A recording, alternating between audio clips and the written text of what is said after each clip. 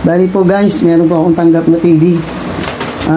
Ang sira po, backlight. Ito po. Ine-testing ko para malaman nyo po kung paano po pag-check ng backlight. So bali, gagamitan ko po siya ng backlight tester. Ito po yung backlight tester.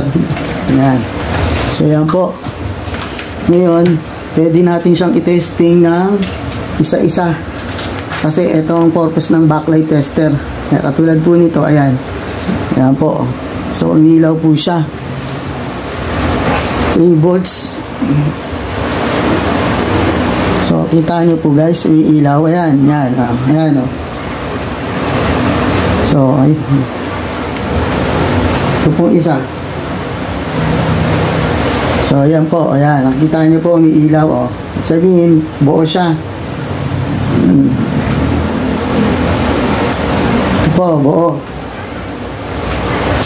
So, buo po siya guys. Pero, yung isa po, pundido. Ito po guys, pakita ko sa inyo. Tinanggal ko na kasi yung pinaka-lente niya. Ito yung lente. Ito po. Ito yung lente. Yan po. So, tapos yung bulb niya, nakakabit ito sa maliit. Yan. Kaya mga dito, tiikot ka. Ganyan mo lang siya. So, yan po guys. Ayan, tignan nyo po guys, itetesterin ko, tanggal na yung pinaka-ano niya, pero ayan, ibig sabihin hindi na siya umiilaw, namamatay-matay na. Tapos etong isa, so ayan po, sabihin buo.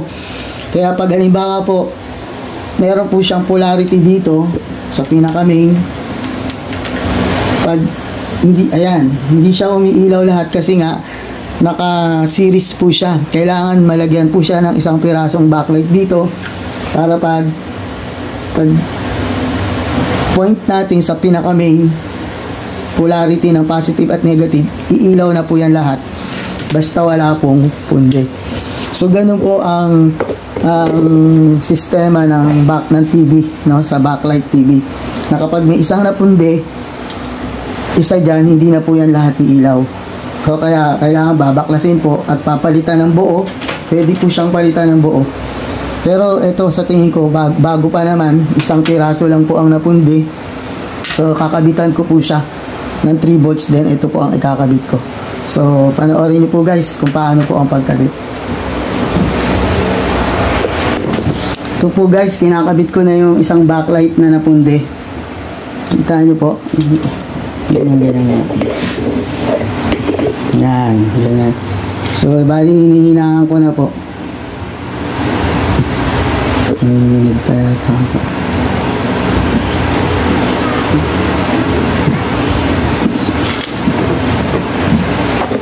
So, yan po. Nakakabit ko na po yung ilaw. Yung isang piraso. Ito po siya. Ito po guys. Ngayon, tetestingin na natin kung iilaw na po siya lahat. Sa pinaka-main po.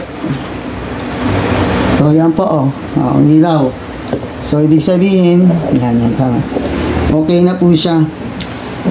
Patay mo yung, ilaw. Ito, ang switch. Sige, off mo. Ito po. Sige. Ayan, So, yan po, para makita nyo, nabuo na talaga ang backlight. Napalitan na po ng isang piraso. Ayan. Sige, pakibukas ng ilaw. So, okay na po. So, yun po guys. Ganun lang po yung pagpapalit ng halimbawa, manual. Pagpapalit po ng backlight po. Tapos, sabi ko nga kanina, pwede bumili ng bago, buong ganito, stripe. Tapos po, pag kaya naman gawa ng paraan, pwedeng palitan na lang yung isang piraso. Para po hindi na po gagastos ng malaki. So, ikakabit na po namin yan sa buong TV kasi hindi ko na po pinakita sa inyong pagbaklas. Ang hirap po. Medyo nahirapan ako kasi smart TV. So, papakita na lang namin sa inyo kung gagana na po siya ng buo. So, ito guys, tinesting ko na po lahat ng backlight. So, yan po, nailaw.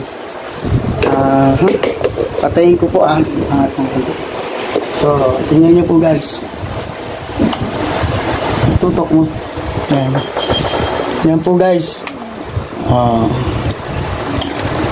So, yan po. Yan na. So, Okay na po lahat ng backlight.